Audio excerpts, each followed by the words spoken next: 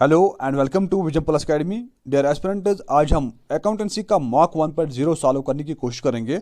But before starting, if you are visiting on Vision Plus Academy for the first time, then subscribe करके रखो because you will get a number of quality lectures and mock test in future. Let us start today's mock test.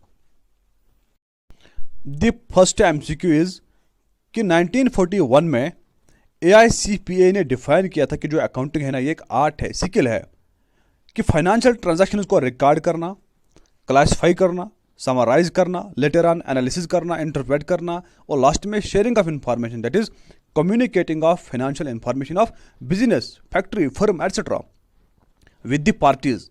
It can be internal parties like managers, staff of the firm, etc., or external parties like Securities Exchange Board of India, financial regulating agencies, tax authorities, government, public, etc. These are all external parties of the firm. इस question में आपसे पूछा गया कि जो AICPA जो है इसकी फुल फॉर्म क्या है। ठीक है ना, बहुत इजी क्वेश्चन है।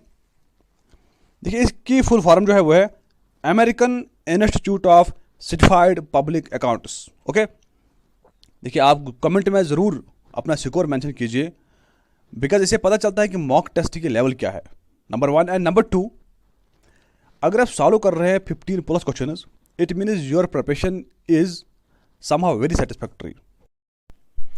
द नेक्स्ट एमसीक्यू इज, देखिए जो अकाउंटिंग है ना, ये एक एडवांस्ड फॉर्म होती है बुक कीपिंग की। आप लोगों ने पढ़ा होगा जो बुक कीपिंग है, it means maintaining of records, है ना। ये जूनियर स्टाफ जो फर्म का होता है वो मेंटेन करते हैं, लेकिन जो अकाउंटिंग से डील करते हैं वो होते हैं सीनियर स्टाफ, जिनको हम अकाउंटेंट्स बोलते हैं। ठीक है ना। बुक कीपिंग में हम सिर्फ 4 स्टेप्स का ज़्यादा से ज़्यादा फोकस करते हैं, दैट इज फाइनेंशियल ट्रांजेक्शन को आइडेंटिफाई करना होता है, मेजरिंग, रिकॉर्डिंग और क्लासिफाइंग। लेकिन उसके बाद फाइनेंशियल ट्रांजैक्शन को समराइज करना, एनालाइज करना, इंटरप्रेटिंग और communicating, that is sharing of financial information with the parties, that can be external parties like share holders etcetera, और इंटरनल पार्टीज लाइक मैनेजर्स और स्टाफ। समझे ना बात। दैट मीन्स जहाँ पे बुक कीपिंग खत्म होती है वहाँ से अकाउंटिंग शुरू हो जाती है। दैट मीन्स अकाउंटिंग जो है ये सेकेंडरी पार्ट होता है बुक कीपिंग का। That means both statements are right, hence C should be the answer, both A and B. Okay. देखिए द नेक्स्ट MCQ is, इस MCQ में हम एलिमिनेशन टेक्निक का यूज करेंगे। देखिए कैसे करते हैं हम।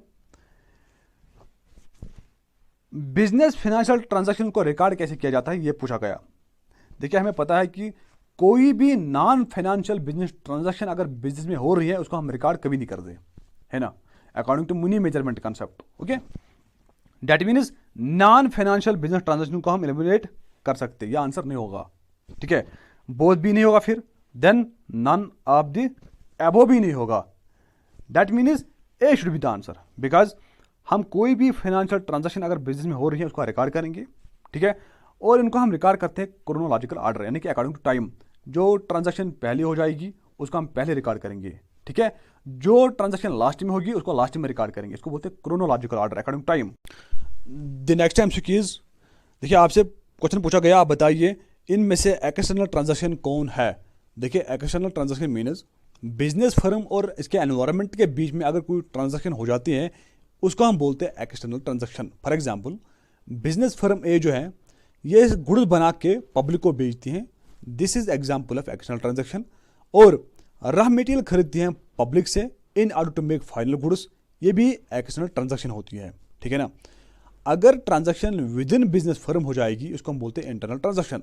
For example, there are 2 departments in the same firm, one is production department, another is purchasing department. Purchasing department ने रॉ मटेरियल को ट्रांसफर किया प्रोडक्शन डिपार्टमेंट को in order to make goods, this is internal transaction. समझे ना बात। देखिए इस question का जो राइट आंसर है वो है सी, बोथ ए एंड बी। अगर विजन प्लस एकेडमी नोटिस भेज रही है इसका मतलब क्या है, वो अपनी स्टाफ को तो नहीं भेजेगी, एक्सटर्नल एनवायरनमेंट में किसी को भेजेगी, दैट इज एक्सटर्नल ट्रांजैक्शन। देखिए फर्म जो है यहाँ विजन प्लस एकेडमी, उसने कोई रॉ मटेरियल खरीदा है ABC लिमिटेड से, है ना, कोई फर्म है, उससे विजन प्लस एकेडमी ने रफ मटेरियल खरीदा। That means Vision Plus Academy और जो एबीसी लिमिटेड है, these are two separate entities. समझे ना बात? It is external transaction, so the answer should be both. Okay, next MCQs आपसे पूछा गया, बताइए आप एक्सटर्नल यूजर कौन है फाइनेंशियल इंफॉर्मेशन का। इस क्वेश्चन का जो राइट आंसर है वो है डी। देखिए, जो securities exchange board of India जो है ना, जो सिक्योरिटीज के साथ डील करता है इंडिया में, ये एक्सटर्नल यूजर होता है फर्म का। बिकॉज जो सेबी है, it is not a part of business, है ना, ये रेगुलेटर है बिजनेस स्टॉक्स का। ओके, बात करेंगे चीफ एग्जीक्यूटिव की। देखिए, जो चीफ एग्जीक्यूटिव जो होता है ना, ये होता है internal staff of business. Okay, then shareholders, these are also external parties जिनको फाइनेंशियल इंफॉर्मेशन चाहिए होती है। Shareholders means equity holders, which means the persons who invest into the business firm. Okay, इसका जो right answer है वह है D, both A and C. Okay, the next MCQs, देखिए अकाउंटेंसी पर बहुत ही फेमस किताब लिखी गई थी जिसका नाम था सुमध्य अर्थमेट्रिका जियोमेट्रिका प्रपोर्शन एट प्रपोर्शनैलिटी। ये बहुत ही फेमस किताब थी। अब इसका इंग्लिश वर्जन भी आया है, और review of arithmetic and geometric proportions, ये इसका अब इंग्लिश वर्जन आया है। इस बुक से हमने जो मॉडर्न, जो हम करंटली यूज करते हैं अकाउंटेंसी में, डेबिट एंड क्रेडिट टर्म, वो इसी बुक से ली गई है। आप हमें बताइए इस बुक को लिखा किसने। देखिए, इस क्वेश्चन का राइट आंसर है Luca पेशोली।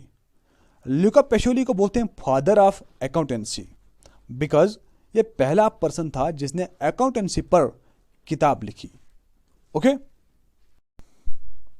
The next MCQ is, देखिए अकाउंटिंग इंफॉर्मेशन उस तरीके से प्रोवाइड करना सो डैट बिजनेस के जो अकाउंटिंग पीरियड्स होते हैं ना, आप उनके बीच में कितना प्रॉफिट या लॉस हुआ और फाइनेंशियल पोजीशन क्या है बिजनेस की, ये कंपेयर कर पाओगे।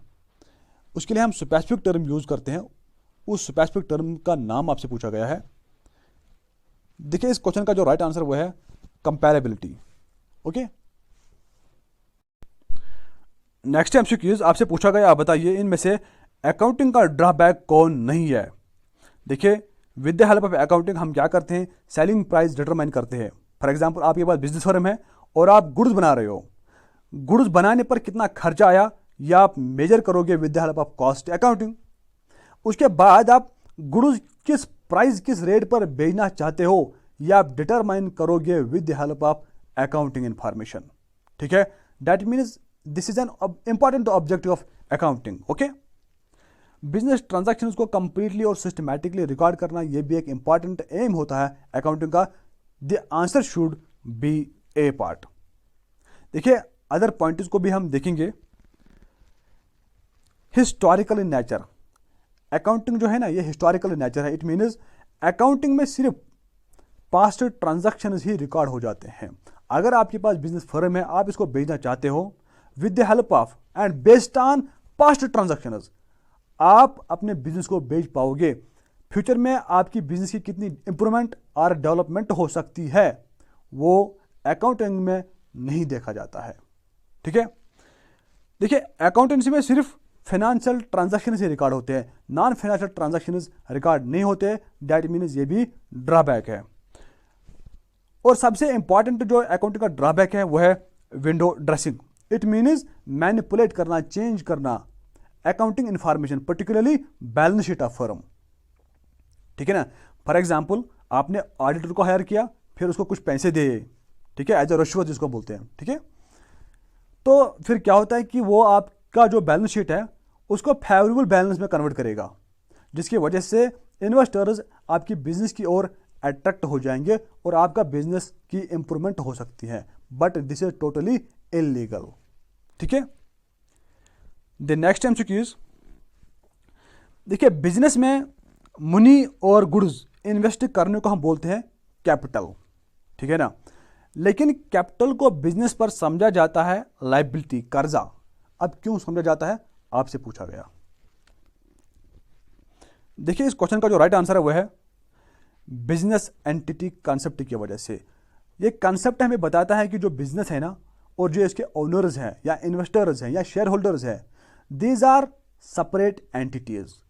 और जो कैपिटल ओनर्स ने इन्वेस्ट की वो कैपिटल समझा जाता है कर्जा, लायबिलिटी ऑन बिजनेस, और बिजनेस को वापस चुकानी पड़ेगी। द नेक्स्ट एमसीक्यू इज, देखिए जब आप बैंक में कैश और चेक डिपॉजिट करते हो उस टाइम आपको नेसेसरी यूज करनी पड़ती है पे इन स्लिप, एक डॉक्यूमेंट होता है, ठीक है। लेकिन कैश और चेक को डिपॉजिट करने के बाद आपका जो पे इन स्लिप होता है उसका आधा हिस्सा आपको वापस मिलता है एज ए रिसिप्ट। आपसे पूछा गया उस आधे हिस्से को हम किस नाम से जानते हैं। इस क्वेश्चन का जो राइट आंसर है वो है counterfoil. Let us move to next MCQ. देखिए जो डेबिट नोट होता है यह यूजुअली रेड इंक में लिखा जाता है। आपसे पूछा गया आप बताइए डेबिट नोट का इशूअर यानी कि प्रोड्यूसर कौन होता है। इसका राइट आंसर है कस्टमर और बायर। फॉर एग्जांपल आप एक कस्टमर हो, आपने किसी शॉपकीपर से कोई सामान खरीदा, फिर आप जब घर पहुंचे आपको पता चलता है कि ये सामान तो डिफेक्टिव है, ये तो प्रॉब्लमेटिक है। अब आप वो सामान रिटर्न करना चाहते हो जिसको हम बोलते हैं परचेज रिटर्न, ठीक है ना। उस परचेज रिटर्न के साथ आपको एक डॉक्यूमेंट लिखना पड़ता है जिसको हम डेबिट नोट बोलते हैं, जिस पे आपको लिखना पड़ता है शॉपकीपर का नाम, उसके साथ साथ ही कितनी क्वांटिटी ऑफ गुड्स आपने रिटर्न किए, प्लस रीजन क्या था रिटर्निंग का, ठीक है ना। With the help of actually debit note एक कस्टमर क्या होता है, वो जो सेलर होता है उसको हिंट देता है कि भाई मैंने इतने गुड्स जो है रिटर्न किए, ठीक है ना। अब आप क्या करो काम, जो पैसे हैं वो मेरे अकाउंट में क्रेडिट कर दो, ठीक है। Let us move to next MCQ. आपसे पूछा गया आप बताइए इनमें से रॉन्ग स्टेटमेंट कौन सा है। देखिए जब एसेट्स इंक्रीज हो जाते हैं इनको डेबिट करना पड़ता है, और जब डिक्रीज हो जाते हैं इनको क्रेडिट करना पड़ता है। First statement is totally wrong. जब लाइबिलिटीज बढ़ते हैं इनको क्रेडिट करते हैं हम, ना कि डेबिट, एंड जब डिक्रीज हो जाते हैं इनको क्या करते हैं हम, डेबिट करते हैं। तो ये भी क्या है, और रॉन्ग स्टेटमेंट है।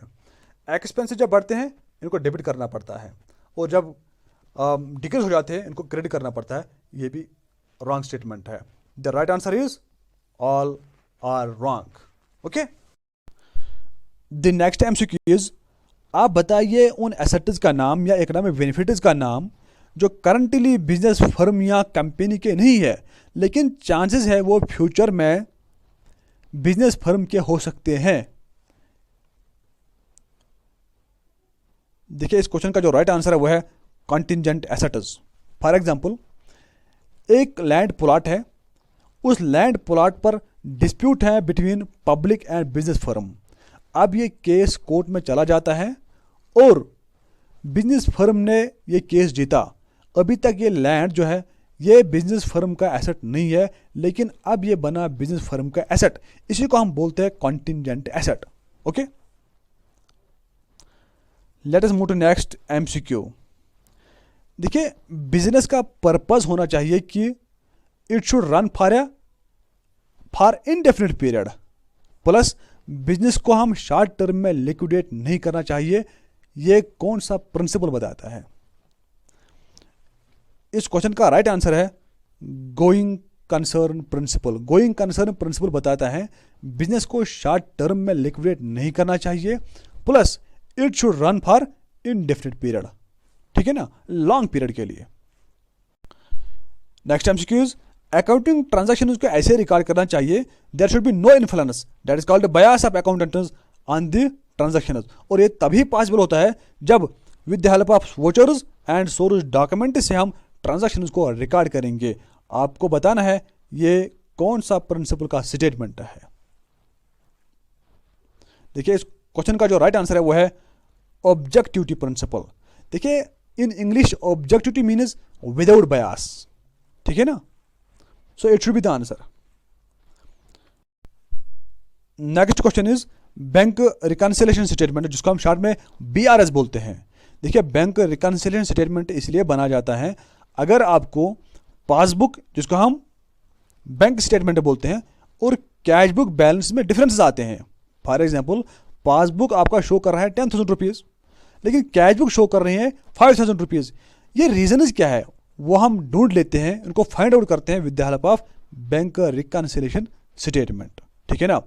और जो BRS है ना, इसको फर्म या कस्टमर ऑफ बैंक बनाता है, समझे ना बात। देखिए, फर्म जो है इसका अपना एक बुक होता है that is called cash book, ठीक है ना। कैश बुक के दो साइड होते हैं, debit side and credit side. Debit side में जितने भी रेवेन्यूज है वो लिखा जाता है और क्रेडिट साइड में जितने भी एक्सपेंसेस है वो मेंशन किए जाते हैं। देखिए, एक कस्टमर क्या करता है, ये कैश बुक लेता है और डुप्लीकेट कॉपी ऑफ पासबुक और बैंक स्टेटमेंट, इन दोनों को रिकनसाइल करके, ठीक है, ये बैंक रिकनसिलिएशन स्टेटमेंट प्रिपेयर करता है। आई होप इतना क्लियर हो गया होगा, ठीक है। नेक्स्ट MCQ इज, आपसे पूछा गया अगर आप बैंक रिकन्सिलिएशन स्टेटमेंट बनाओगे, आपकी रेफरेंस बैलेंस दी गई है cash book balance. That means जब आप BRS बनाओगे ना, आप सिर्फ चेंजेस कर सकते हो कैश बुक में, ना कि पासबुक में, ठीक है। और एक चेक इशू की गई 5,000 की, लेकिन जिसको ये चेक आपने दिया उसने ये बैंक में प्रेजेंट नहीं किया। अब जब आप BRS बनाओगे, कैश बुक में आप कौन सी चेंज करोगे? सिंपल भाषा है, देखिए, फर्म का एक मैनेजर होता है जो कैश बुक उसको मेंटेन करता है। जैसे किसी मैनेजर ने चेक दे दी, वो उसी टाइम कैश बुक में क्रेडिट करेगा, यानी कि माइनस करेगा, समझे ना बात। लेकिन जब वो BRS बनाएगा, BRS में वो तो जो पासबुक है उसमें वो कोई चेंज नहीं करेगा, बिकॉज हमें रेफरेंस बैलेंस क्या है, कैश बुक में। उस टाइम उस चेक को, यानी कि 5,000 को ऐड करना पड़ेगा कैश बुक में। क्यों? बिकॉज अर्लियर उसकी बैलेंस कम हुई थी, अब ये बैंक में प्रेजेंट नहीं हुई चेक, अब इसको फर्दर ऐड करना पड़ेगा कैश बुक में। आई होप ये आपको समझ में आ गया होगा, ठीक है। Next MCQ is, what is the basic difference between balance sheet and statement of affairs. देखिए, जो बैलेंस शीट है ये फाइनेंशियल पोजीशन दिखाता है और जो स्टेटमेंट अफेयर्स है ये कैपिटल दिखाता है इन सिंगल एंट्री सिस्टम में, है ना। अब आपसे पूछा गया, आप बताइए बेसिक डिफरेंस क्या है। देखिए, इस क्वेश्चन का जो राइट आंसर है वह है ए पार्ट। जितनी भी एसेट्स और लाइबिलिटीज है ना, इनको एक्चुअल वैल्यू में दिखाया जाता है बैलेंस शीट में, but in case of statement of affairs इनको एस्टिमेशन वैल्यू पे बताया जाता है या दिखाया जाता है। बिकॉज स्टेटमेंट ऑफ अफेयर्स बनाने के लिए हमारे पास कोई सिस्टमैटिक रिकॉर्ड नहीं होता है, इसलिए हम एस्टिमेट करते हैं कि इतनी कैपिटल आने वाली है या इतनी कैपिटल हमने जनरेट की हुई है। आई होप ये भी आपको समझ में आ गया होगा। पब्लिक फाइनेंशियल मैनेजमेंट सिस्टम, जिसको 2008-2009 के बीच में प्लानिंग कमीशन ने इंट्रोड्यूस किया था as a central monitoring scheme in order to monitor 4 major schemes. आप कमेंट में बताइए वो 4 मेजर स्कीम्स कौन से थे। इनिशियली इसको इंट्रोड्यूस किया गया था 4 मेजर स्टेट्स में। इस क्वेश्चन में आपसे पूछा गया, आप बताइए वो स्टेट्स कौन से हैं। इस क्वेश्चन का राइट आंसर है A part, Bihar, Punjab, Mizoram and Madhya Pradesh. Later on public financial management system को 2013 में नेशनल लेवल पर रोल आउट किया गया था। The last MCQ of this session is, government of India ने स्क्रैप किया डिस्टिंक्शन बिटवीन प्लान और नॉन प्लान एक्सपेंडिचर। आपसे पूछा गया, उसका डेट बताइए। देखिए, 2017 में गवर्नमेंट ऑफ इंडिया ने स्क्रैप की थी डिस्टिंक्शन बिटवीन प्लान और non plan expenditure. Plan expenditure का मतलब होता है गवर्नमेंट एक्सपेंडिचर करता है थ्रू 5 ईयर प्लान्स, और नॉन प्लान एक्सपेंडिचर का मतलब होता है गवर्नमेंट जो है वो एक्सपेंडिचर करता है थ्रू नॉन 5 ईयर प्लान्स, यानी कि 5 ईयर प्लान्स के जरिए नहीं करता है। एग्जाम्पल डिफेंस पर, देखिए अगर वार हो गया बहुत ज़्यादा खर्चा आ सकता है डिफेंस पर, है ना। इसकी वजह से क्या होता है कि गवर्नमेंट जो वो एस्टिमेट नहीं कर पाता कि डिफेंस पे कितना खर्चा आ सकता है, समझे ना बात। इसीलिए हम डिफेंस पे खर्चा नहीं करते हैं थ्रू प्लान एक्सपेंडिचर के जरिए। ओके, आई होप ये सेशन आपको अच्छा लगा होगा। अगर लगा, thumbs up this session and subscribe Vision Plus Academy channel. Thank you for watching this video.